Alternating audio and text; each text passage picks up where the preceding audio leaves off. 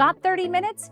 Ditch the box stuff and make the best stovetop mac and cheese with just 6 simple ingredients. Let's walk through your grocery list. We have 4 cups of whole milk, 1 pound of uncooked pasta, I like medium shells, 1 pound of sharp cheddar cheese, a half cup of all-purpose flour, 8 tablespoons of unsalted butter, and a half cup of grated Parmesan cheese. Drop your pasta into a giant pot of salted boiling water.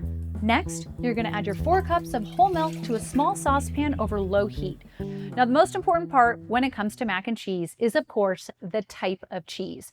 I like to keep things very simple. Now, this recipe, I use sharp cheddar cheese and grated Parmesan cheese. And you'll notice giant block of cheese. When you buy the pre-shredded stuff, it comes with a cakey coating on it that prevents it from sticking to each other in the bag. Well, that also means it's not gonna melt as well when we make our cheese sauce. And the goal here is a velvety, smooth cheddar cheese sauce. So if you've got the time, grab a block and start shredding. I'm gonna use the large hole on the box grater to shred 3 cups of our sharp cheddar.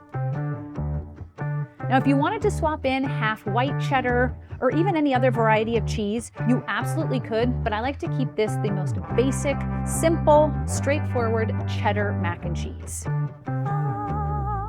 Freshly shredding this cheese is your secret trick to making the best ever cheese sauce. So now that we have our cheeses, let's work on building our sauce. Large stock pot here over medium heat. I'm gonna add 8 tablespoons of unsalted butter. While the butter's melting, I do wanna check on our pasta. It's really important that you stir the noodles every couple of minutes so that they don't stick together or the bottom of the pot. I'm also turning off the heat on that milk. Now it's slightly warm. It's no longer cold because cold liquids don't emulsify well when we're making our roux. So it's just past room temp. It's kind of lukewarm, which is perfect for building our cheese sauce. The cheese sauce is gonna need to wait a second because it's time to drain our pasta. And there is nothing worse in a mac and cheese recipe than when your pasta is overcooked. So let's get that drained and then we'll come back to the cheese sauce. All right, once our butter is completely melted, we are gonna add in our half cup of all-purpose flour. And now I'm switching to a whisk. Now, the longer you cook a roux, the more flavor it's gonna have. The darker it gets, the more intense the flavor is. So I don't want an overwhelmingly nutty flavor to this, so I'm just gonna cook it until pale golden. Warm milk into a warm mixture means smooth sauce. So while whisking, you're gonna slowly stream in your hot milk and do not stop whisking. Whatever you do, just keep whisking. Now that we've added the milk, we're gonna season with a big pinch of salt. I'm gonna continue whisking for about 2 minutes until this mixture is thick enough to coat the back of a spoon.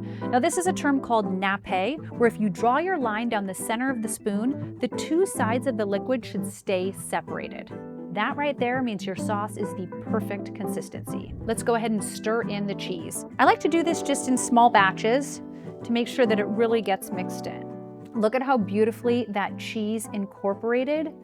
I mean, last bit of our cheese, Parmesan. Now, I went a little bit lighter on the salt because obviously there's a lot of salt inherently in Parmesan cheese. I like to stir this in at the end. Oh my gosh, I cannot be trusted around this recipe.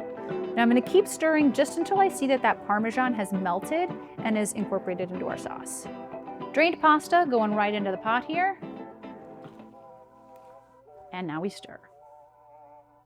6 ingredients, 30 minutes, mac and cheese perfection.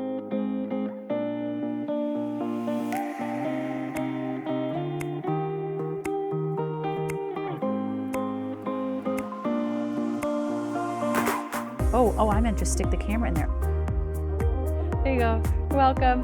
Okay. Professionals. Yeah, I love it. 3 cups of sharp cheddar and 1 GoPro.